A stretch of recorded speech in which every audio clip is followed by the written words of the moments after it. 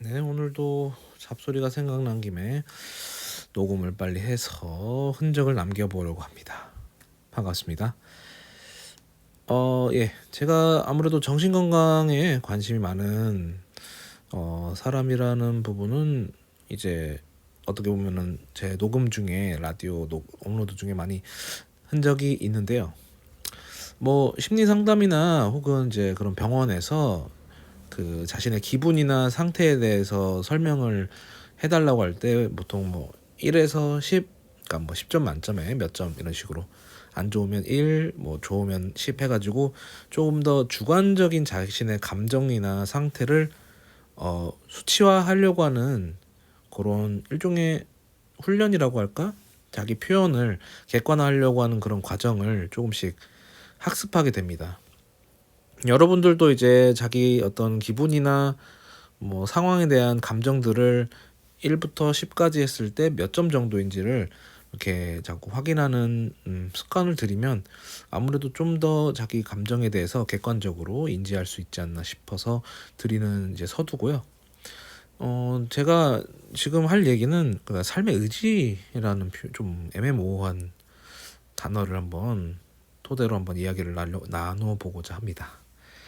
사실 이 표현을 쓰기 전에 자기관리라는 개념으로 한번 주제를 잡고 한번 글을 쓰고 말을 하려고 했어요. 근데 사실 뭐 자기관리를 하고 있지 않고 또 이걸 다룰 때 조금 약간 뉘앙스가 비꼬는 듯이 흘러갈 거가 좀 보여서 그냥 폐기하고, 그럼 우리가 삶의 의지, 그러니까 내가 지금 얼마나 삶에 대해서 의욕을 갖고 노력하고 행동하고 있느냐, 뭐 어떻게 보면 치환해서 보면은 자기 관리랑 결은 비슷한데 조금 뉘앙스를 바꿔봤어요. 왜냐면 제 이야기를 중심으로 한번 해보려고 이렇게 조금 바꿔봤습니다. 그래서 이제 우리가 어떤 삶에 대해서 어떤 마음가짐으로 이제 임해서 우리의 의지를 이제 실제 행동이나 말, 그리고 우리 행보의 미래에 대해서 어떻게 나아가고 있는지를 한번 생각을 남겨보려고 이렇게 녹음을 한번 해보고 있습니다. 일단 남에 대한 이야기를 할 수 있는 주제가 아니라서 그냥 저를 두고 하겠습니다. 대략 제가 이제 어떤 정상적인 루트라고 하면 좀 웃긴데 어떤 나름 정상적인 삶을 살고 있을 때 제 삶의 의지는 1과 10점 사이에서 대략 한 5점 정도라고 평가를 할 수가 있겠습니다.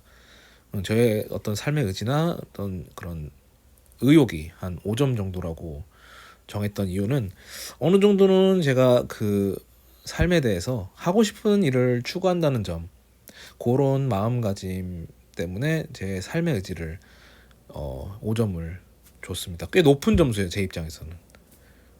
다른 점수는 굉장히 짜고 줄 수 없는데 단지 내가 어떤 살아가는 데 있어서 그래도 내가 하고 싶은 일을 찾아보자. 이를테면 뭐 내가 어렸을 때는 공부를 하고 있지만 나는 역사를 좋아해. 그러니까 역사에 대한 책을 읽어보자. 수업 시간에서 읽는 교과서 말고 역사와 관련된 책을 서점에서 찾아서 읽어보고 혹은 도서관 가서 책을 찾아보자. 이런 것들이 어떻게 보면 소박한 그냥 제 하고 싶은 일을 추구하는 스타일이에요. 크게 탈선하지 않고 내가 하고 싶은 일을 이런 식으로 찾는 거. 그런 것 때문에 저한테 항상 높은 점수를 줬었던 것 같아요. 5점을 준 게.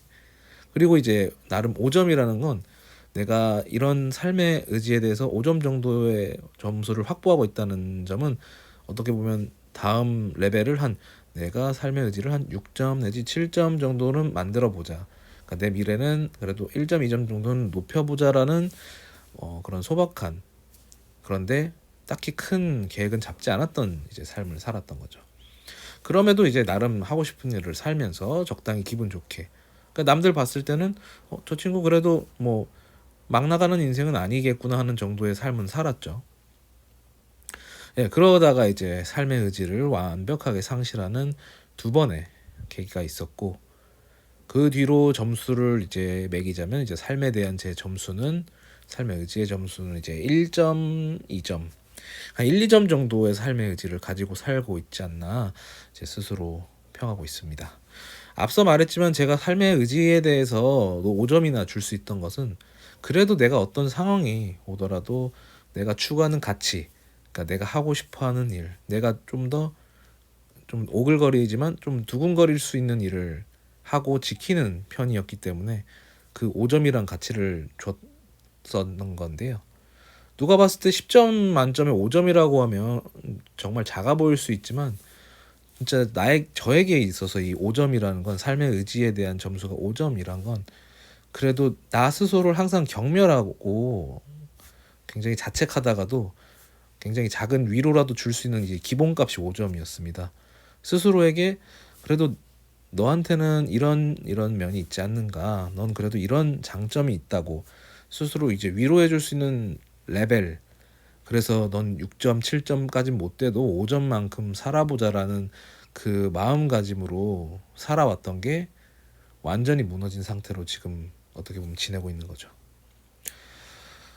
1, 2점짜리 이제 삶의 의욕이나 의지를 갖고 살아가는 제 자신은 어딘가 이제 나사가 빠진 상태라고 봐야겠죠. 의욕 자체가 없다고 봐야죠. 1, 2점을 갖고 있다는 거는 정말 좋지 못한 상태인데, 뭐 저는 어쨌든 자기 객관화가 중요하기 때문에 지금 상태는 진짜 1, 2점 정도다. 근데 참 재밌는 건 지금은 그래도 점수대에 속한다는 거예요. 그러니까 1점이나 2점이나 이런 게 점수 안에 1과 10 사이에 있다라는 거죠. 제 그런 삶의 의지가. 근데 17년도에 저는 측정이 불가한, 그러니까 측정이 안 되는 상태의 삶의 의지를 갖고 있었습니다. 그때 당시에는 삶의 의지가 넘어선 그냥 죽음의 의지를 갖고 살던, 그냥 걸어다니는 시체 같은 상태였기 때문에 점수를 줄 수가 없었죠. 예, 그런 상태에서 이제 1, 2점이긴 하나 거의 뭐 어느 정도는 포기 상태의 점수대죠. 그러니까 삶의 의욕이 없는 그런 정도로 살아가곤 있습니다. 왜냐하면 제가 어떻게 보면 제 스스로를 위로할 만한 혹은 다독여줄 만한 가치가 저에겐 없기 때문에 이런 점수를 줄 수밖에 없고요. 예전처럼 나에게 어떤 장점이 있어, 넌 그래도 뭔가 남보다 괜찮은 면이 있어 라고 위로해줄 만한 것들을 다 잃었기 때문에 예전처럼 5점을 주거나 하는 그런 관대한 나 자신은 이제 상실한 상태인 거죠. 지금 1, 2점의 상태에서는 사실 어떤 삶의 의욕을 떠나서 이제 왜 살아야 되는가, 내가 지금 왜 삶을 계속 이어나가야 되는가에 대해서 생각을 많이 하게 됩니다. 이런 부분이 많은 부분을 차지하는데, 그렇다고 해서 이게 뭐 중증 우울증은 아니에요. 왜냐면 중증 우울증은 이 정도 레벨이 아닙니다. 이런 공허함을 느끼는 건 오히려 가벼운 우울증이라서 전 오히려 다행이라고 생각하는 정도거든요. 그러니까 아예 이런 생각 자체가 불가한, 진짜 죽음의 의지가 되는 단계를 저는 이미 겪었기 때문에 그 정도면은 1, 2점이 아니고 그냥 점수 측정 불가거든요. 그래서 뭐 다시 5점으로 돌아가긴 좀 어렵겠지만 지금은 내가 어떻게 살아야 될까라는 고민을 좀 해보고 싶습니다. 제가 좋아하는 이제 유시민 작가의 어떻게 살 것인가라는 책도 유시민 작가가 정치인으로서의 삶을 정리하고 난 뒤에 쓴 책이다 보니까 어떻게 보면 자기가 이제 열심히 한번 해봤던 길에서 터닝 포인트를 잡고 다시 한번 이렇게 삶을 되돌아보면서 쓴 에세이인데, 뭐 그분이야 뭐 거의 뭐 셀럽 작가시기도 하고 유명인이니까 그분의 어떤 고민과는 비교할 수는 없겠지만, 저도 이제 앞으로 1, 2점 점수, 그러니까 1, 2점 정도의 삶의 의욕을 가진 채로 어떻게 살아야 할지에 대해서 고민을 해야 되기 때문에 한번 그런 생각은 들긴 하더라고요. 사실 뭐 그 17년도에 그냥 진짜 말 그대로 숨은 쉬니까 살아가고 있는 그 감정, 그러니까 자가호흡이 되기 때문에 살고 있다, 그 정도의 감정 상태에서 참 어느 정도 1, 2점까지는 왔으니까 이제 지금 당장은 뭐 죽을 마음은 없지만 이제 왜 살아야 되는지에 대해서 좀 납득할 만한 사연을 만들어 놔야 하지 않을까 싶어요. 약간 제 삶의 이야기를 하다 보니까 약간은 우울한 소재로 빠지긴 했는데 어느 정도는 객관화할 필요가 있어서 정해놨습니다. 그러니까 저의 삶 자체가 완전히 뒤틀린 상태이기 때문에 음, 이런 이야기들을 좀 하면서 물론 저보다 더 힘든 상황을 겪은 사람도 많겠죠. 실제로 그렇고요. 근데 저 또한 만만치 않기 때문에 할 수 있는 이야기고 그래서 이런 이야기를 좀 털어놓으면서 혹시나 이제 저와 같은 경험을 했거나 겪고 있는 부분이 있다면 조금 도움이 될 수 있는 이야기들을 전하고 싶은 마음도 종종 들어요.